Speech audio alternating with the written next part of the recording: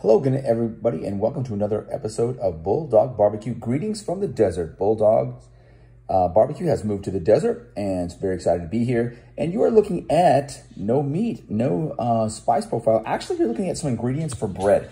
And today's episode will take us through how to make good use of that heat, especially during these warm times, especially since it's supposed to be 113 for us today. How can we use that heat of the Kamado to be able to prepare other things besides just meat? So I've done some episodes in the past where we went over like sides, like mac and cheese, but today we're going to talk about making bread on the Kamado. So very simply, bread is very simple. We will have sugar, and we will have fast active yeast because we don't have a whole lot of time today, water, and we're also going to go ahead and use some olive oil. The first thing I'm going to do is proof the yeast by placing water, the yeast, and sugar together, giving it about 10 minutes. Okay, so I've added a tablespoon of olive oil, a couple teaspoons of sugar, and also the dry active yeast, 1 packet. And then finally, I've heated the water to where it is warm but not hot. So I'm gonna go ahead and add that. Give that a little stir. Make sure that everything is just mixed up, and then give it about 10 minutes. So take a look at it now. Kind of cloudy and a little frothy, and we'll check it out in 10 minutes. All right, everyone, so it's been 10 minutes, and as you can see, this is what the yeast looks like, the yeast mixture, I should say, after it's had a chance to proof.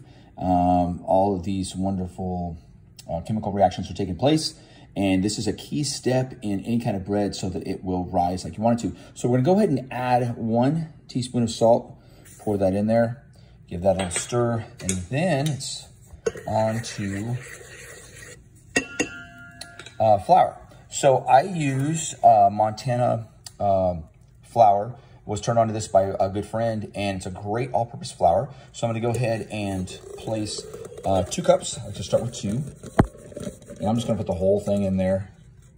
And then I just start to go ahead. I do use the mixer sometimes, but I like to I don't know, maybe because it's Sunday and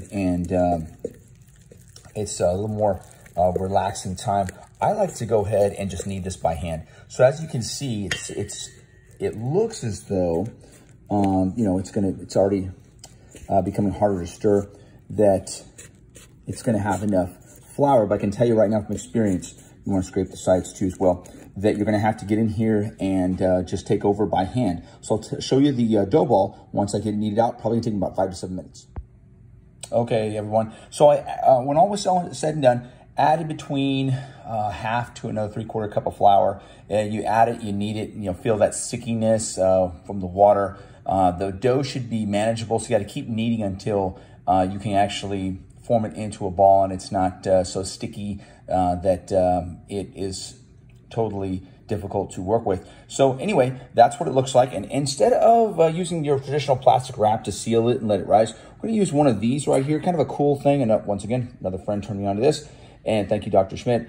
And this is kind of a cool little lily pad cover that basically seals on top of your bowl to give you a snug fit. So we're gonna let that rise. I mean, minimum, you'd wanna go 2 hours and then go ahead and form it into a loaf and let it rise again. So we're gonna go ahead and give it 2 hours, and I'll check back with you then.